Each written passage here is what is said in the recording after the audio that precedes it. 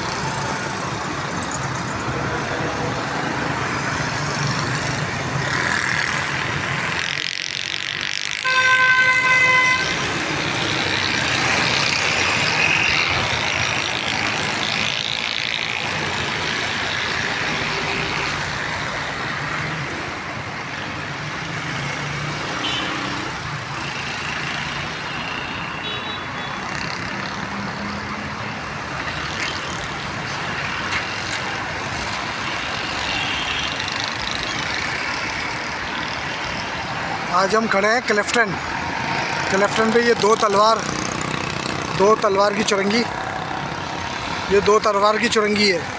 आज हम खड़े हैं क्लिफ्टन पे, कराची के इलाके क्लिफ्टन पे। ये एक चुरंगी बनी हुई है, बहुत खूबसूरत।